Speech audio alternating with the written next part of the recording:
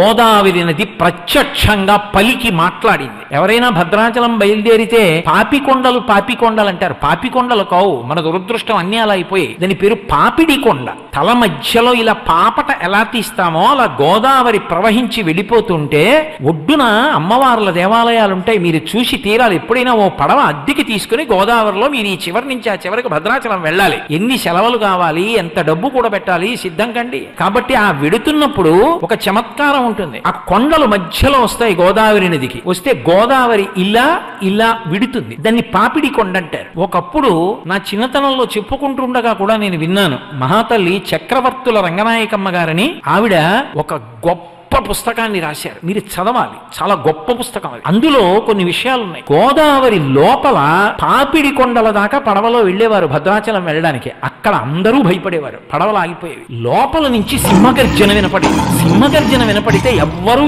ఏమీ మాట్లాడకుండా పళ్ళెంలో ఎక్కువ కర్పూరం పెట్టి గోదావరికి హారతిచ్చేవారు. హారతిస్తే ఆ బుడబుడ చప్పుళ్ళు, పెద్ద పెద్ద బొబ్బలు, సింహగర్జనలు ఆగిపోయేవి. ఆగిపోతే ఆ పక్క నుంచి పడవ భద్రాచలం వెళ్ళేది.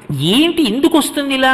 ఏ పడవ వెళ్ళినా వినపడుతుంది. ఎందుకు ఇలా వినపడుతుంది అని కొంతమంది ఔత్సాహికులు ఏం చేశారంటే గజఈతగాళ్ళని పట్టుకొచ్చి పెద్ద పెద్ద వలలు పట్టుకుని పడవలతో వెళ్ళి అందులోకి దూకి ఎక్కడి నుంచి బొబ్బలు సింహగర్జన వినపడుతుందో అక్కడ వలలు వేశారు. వేసి పైకి లాగారు. లాగితే యోగానంద నరసింహస్వామి వారి విగ్రహం పైకొచ్చింది. ఆ విగ్రహాన్ని ఇప్పటికీ మీరు భద్రాచలం వెడితే రామచంద్రమూర్తి దేవాలయం ఎక్కడుందో దాని పక్కన ఉన్నటువంటి ఆలయ శిఖరం మీద ప్రతిష్ఠ చేశారు. ఆయన్ని బొబ్బల నరసింహుడు అని పిలుస్తారు. నది నీళ్లలోంచి బొబ్బలు పెడుతుండేవాడు. నేను ఇక్కడున్నానని హారతిస్తే పడవెళ్ళేది. ఇది అభూత కల్పన కాదు. మీరు కావాలంటే భద్రాచలం వెళ్ళి అడగండి. గోదావరి తల్లి కడుపులో పెట్టుకుంది బొబ్బల నరసింహుడిని. ఆయన లక్ష్మీదేవిని కూడా పక్కన పెట్టుకోడు.